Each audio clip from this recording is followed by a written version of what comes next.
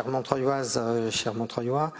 la création de l'association pour la promotion et le prolongement de la ligne 9 du métro, APPL 9, est un très beau succès du travail entrepris depuis de nombreux mois par le maire et toute la municipalité de Montreuil pour rassembler, au-delà des sensibilités politiques, toutes les villes et collectivités concernées par le devenir de l'Est parisien autour d'un projet d'infrastructure qui est espéré depuis si longtemps par des générations de Montreuillois.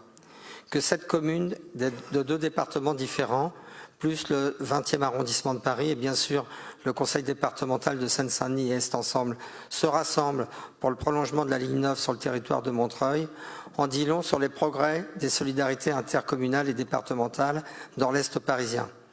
Évidemment, des divergences subsistent, y compris en matière d'infrastructures de transport, qui parfois font prendre un grand retard à des projets pourtant vitaux pour les habitants et les travailleurs de nos territoires. L'État et la région, au travers du STIF, jouent un rôle essentiel dans le pilotage et le financement de ces infrastructures nouvelles. Le plan de mobilisation pour les transports adopté par l'État en 2013 a permis de faire aboutir le projet de prolongement de la ligne 11 après tant d'années de lutte menée par la PPL 11, brillamment présidée par Daniel Guiraud, maire des Lilas. L'efficacité de cette association est un encouragement pour nous et un bon exemple pour une nouvelle association pour le prolongement de la ligne 9. Au niveau régional, le prolongement de la ligne 9 avait été inscrit au schéma directeur régional des transports d'Île-de-France sous l'impulsion de Jean-Paul Huchon. Il s'agit maintenant que la nouvelle majorité régionale soit à la hauteur des enjeux et des attentes des Montreuillois et de tous les habitants de l'Est parisien, tant pour la mise en chantier du prolongement du T1 que pour l'avancée du projet concernant la ligne 9. Comme le maire l'a dit, la bataille sera rude et sans doute de longue haleine,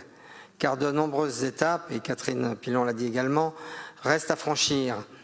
Études préalables et détaillées, inscription dans les financements régionaux, enquête et utilité publique, maîtrise foncière, anticipation des impacts sur la vie quotidienne et sur le développement économique et urbain des quartiers Paul Signac, Villiers-Barbus, Ramena, Branly-Boissière notamment.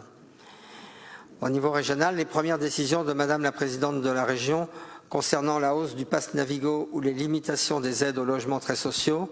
augurent mal du nouveau mandat. Mais à ce stade, le groupe des élus socialistes et citoyens veut saluer les dynamiques positives en Seine-Saint-Denis et au-delà, qui, nous l'espérons, devraient déboucher sur une décision réaliste et rapide du Conseil régional en faveur de la mise en chantier du T1 et bien sûr sur le déclenchement par le Conseil régional des études concernant la ligne 9, sans oublier le choix du tracé concernant le prolongement de la ligne 1 afin de désenclaver les quartiers Bel-Air-Grand-Péché et Morillon.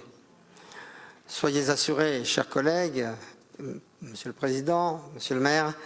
de notre soutien plein et entier pour cette belle initiative que la création de la PPL 9, qui devrait rassembler ce soir, au-delà des discussions techniques, peut-être, point par point, mais devrait rassembler ce soir, notamment dans le vote, tout le conseil municipal et au-delà tous les acteurs locaux, notamment les associations d'usagers, que nous saluons pour leur travail bénévole au service de l'intérêt général.